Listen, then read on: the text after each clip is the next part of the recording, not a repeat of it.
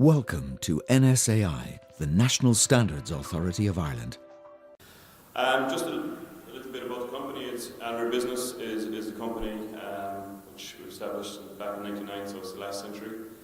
And you can see a number of the services that we offer. I suppose we are consultants, and I hope we don't paint by numbers. And we try to teach people how to paint. That's my approach. So through facilitation. And one of the other things that I'm quite proud of, there is a little picture on the right hand side. It's a document management system for managing CAPAs and corrective actions, and also documents, assets and training. It's something that we developed as a software, as a service, cloud-based system over the last couple of years. So that's an area that I'm very passionate about. John hit it on the head. I'm talking from the user's perspective. I didn't look at 1, 2 and 3. Or 0. I started straight in at 4. I knew he was going to be talking about it, so I just... but I'm looking at it from an organisational perspective. I work with probably 20 to 30 clients over a year. Some clients were maintaining systems. And being truthful, they start with 4. Because oftentimes it's where the auditor starts, and that's where it begins. So that's just the approach. That's why I'm looking at it from this angle of where it will affect from a user's perspective. I absolutely agree that there's other parts of the standards are very important.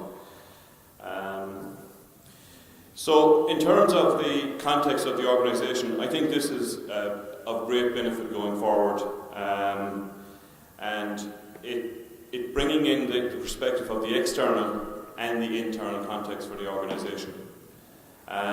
Within the standard, it talks about the various elements that you can use from an external perspective. Some of you would be familiar with STEEPLE or with social technology, environment, economic and political. So they use those kind of terms.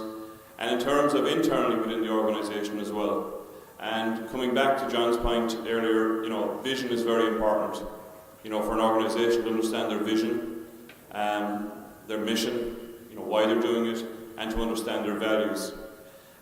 This afternoon, or this morning, I was in Belfast at an award ceremony for the aerospace, defence and security industry for SC21, Supply Chain 21. And there was a speaker there from Mitsubishi. Mitsubishi's values were set in the 1800s by the founder of Mitsubishi, and to this day those values still apply. I think there's a big lesson for organisations in that, and there's an opportunity now with the new standard to start at that base within the organisation, especially in terms of the context of the organisation. And when we talk about it in terms of stakeholders, there is also the interested parties and the other relevant interested parties. So people that would be familiar with Lean or Six Sigma, advice of the customer is there. So you can use some of those tools as well, I believe, in order to implement the system. And I suppose one of the important factors from a stakeholder's perspective as well is how do we engage with those stakeholders? How do we connect with them? How do we know the criticality of those components that we're making that may be used actually going through, for example, in aerospace, may go through 3 or 4 tiers of companies before it's actually being used. Maybe that part might be used obviously in an aircraft. It could be a critical part. So the criticality of that component could be quite important. It could even become very important in terms of managing your non-conformity, because it could have become a counterfeit part at the end of the day. So those are elements, I think, that when we're looking at that part of the context of the organisation, those are the things that we need to examine in greater detail. And I think the new standard gives us that opportunity to do that. The leadership is a very welcome part of the manual within the manual. I think the term leadership is good. I think it brings on the right terms. And one of the elements I should have just spoken about in terms of the quality management systems and the processes is there is no quality manual anymore, a requirement for a quality manual. But it still says that the organisation shall establish, implement, maintain and continually improve the quality management system, including the processes needed and their interactions in accordance with the requirements of the standard. And finally it says at the last section within that, it says the organisation shall maintain documented information to the extent necessary to support the operation of the process retain document information to the extent necessary to have confidence that the processes are being carried out as being planned.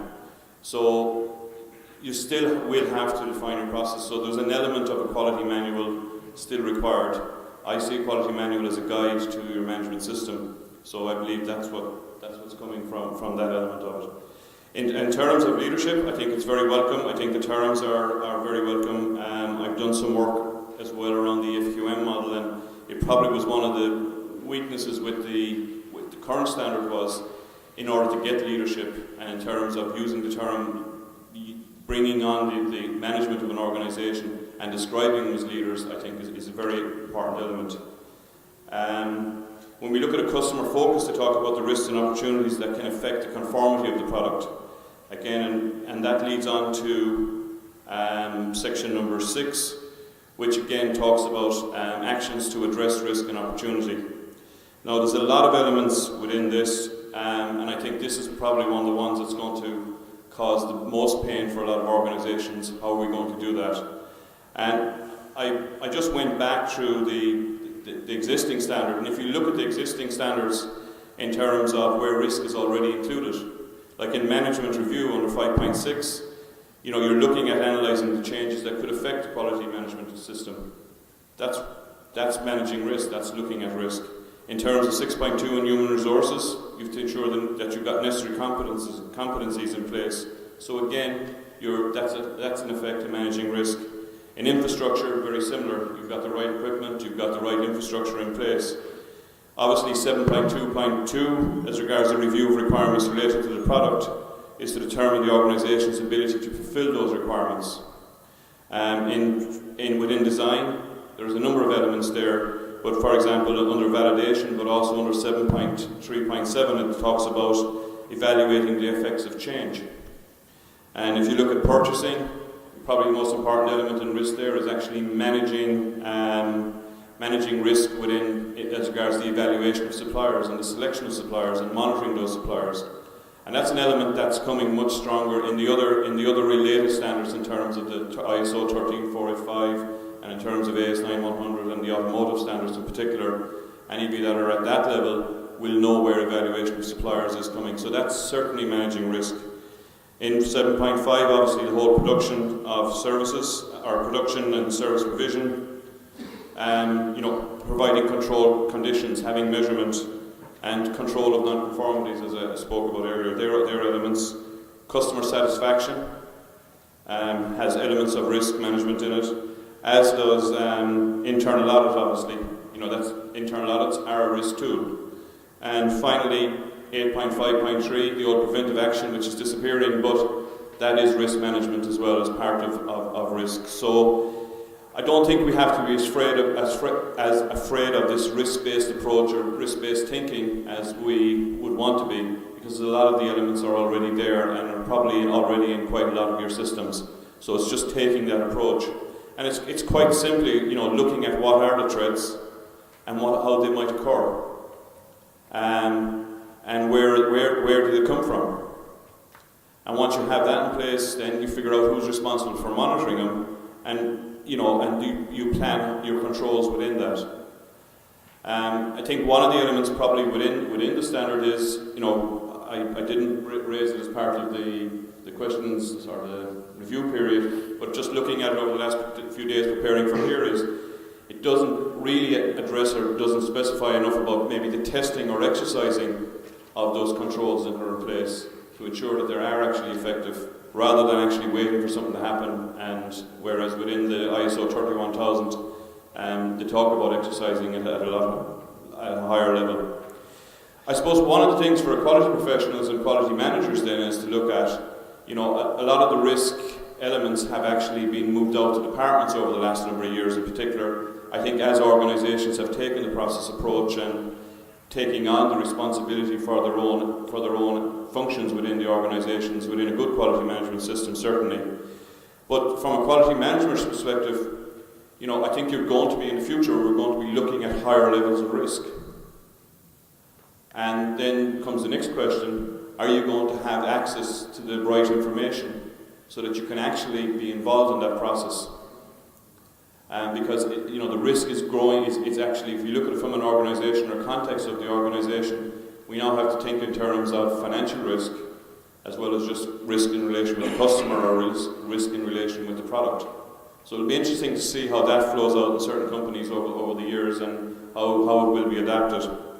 And I think, in terms of, within an objectives of any organisation, they have to be able to look at their ability in terms of capability, in terms of people, and in terms of quality. And obviously in terms of the customer and bringing those change. So risk is the risk-based thinking there's a lot of commentary on about it at the moment, but I'm becoming more comfortable with it in terms that we're doing a lot of it already. The only word I don't like is risk-based thinking, because I'm afraid that some people will say, yeah, I thought about that, and leave it at that. Thinking is not going to be enough in terms of risk. You're going to have to supply some of the methodologies within that. Now, they are specified within the standard, but thinking is not going to be enough. That was just, in terms of the resources, I think that section, we'd be quite comfortable with. It's good that monitoring and measuring resources are now in that section. They're not in at 7.6 where they were before. They're seen as a support for the product and the provision of services. And one element that's quite important in there as well is organisational knowledge. And it states that the organisation shall determine the knowledge necessary for the operation of its processes and to achieve conformity of product and services. So I think that's something that will be difficult for some organisations, in how we determine that, and I'm sure there'll be lots of discussions with auditors in terms of, you haven't described what that organisation knowledge is. Again, in terms, awareness and communication are quite strong. And in documentation information, records and procedures are now gone. They use the terms within NSAI of retain and maintain. So you maintain procedures and you retain records. And I think that wording is quite good, and I've been actually using it for quite a while with clients. And it's given people a better explanation of what a procedure is and what a record is. And even the realisation for some people that a procedure that's obsolete, it becomes a record, because now you're actually retaining it rather than maintaining it. So I think that will bring clarity if we use the right terms and use those terms. I would like if that section was actually, maybe those wordings were brought into document information rather than being lost in the back of an annex. Because if we start reading at 4 and we finish at clause 10, we won't be reading the annexes. So, as a user, I would, but others wouldn't. In terms of operational controller, there isn't a lot I can, it's basically holding on to what was already there, and there's a lot of good elements. The customer communication, I think, is more specific in terms, and it's also in terms of the review of requirements related to products and services. I think is good, because again there was a section, I think it was in 8 point, I can't remember what part of it, where I talked before about when you were actually releasing of a product that had to be documented. It wasn't actually in section 7 of the clauses, it's in section 8 point something, I can't remember which one it is. Right now it's actually straight in there, and it's within the operations section, so I think that's quite a good element. That's 8.6 there on as in release of products and services. So, in terms, I suppose one other thing in terms of design, I think there's certainly going to, if you can't have exclusions, I think the first paragraph will be quite important, where it says where the detailed requirements of the organisation, products and services are not already established and not defined by the customer or by any other interested parties such that are adequate for subsequent production or service provision, the organisation shall establish, implement and maintain a design and development process. I can see lots of discussions with auditors about that one. So we'll see how that comes along over time. And one other element within that as well is it's probably the design inputs and outputs are, I think they've separated design inputs from design outputs. They used to follow each other in the 2008 standard. And if you look like in terms of if you were applying a V model to your design, defining design outputs is very important at the beginning. So it might confuse some people, I think, in terms of thinking that design outputs are actually the physical output or whatever, the product that's coming out, rather than defining it as an output. But that's just a personal view in terms of position where that's related. Again, externally provided products and services is getting means that the whole thing of your suppliers, and there's a lot more responsibility as well on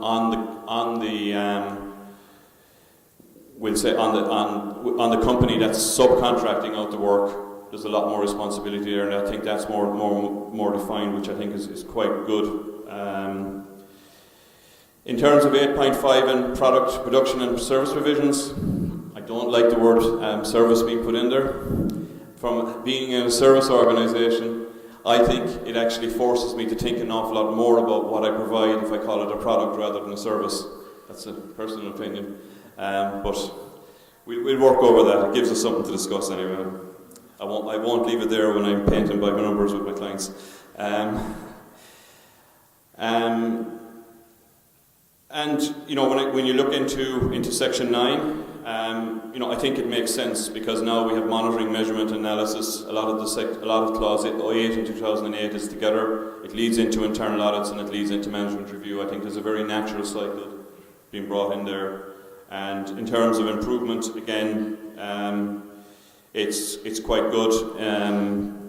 The idea of dropping preventative action, probably is good. I've seen a lot of confusion over the years between what is corrective action and preventative action, and I've seen a lot of misuse of it as well.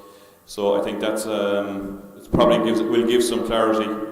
I think there's interesting notes towards the end of that section on continual improvement, on non-conformity and corrective action, and I'm sure these ones will go down well with some auditors along the way as well. Is in some instances it can be impossible to eliminate the cause of a non-conformity. That would be a good excuse.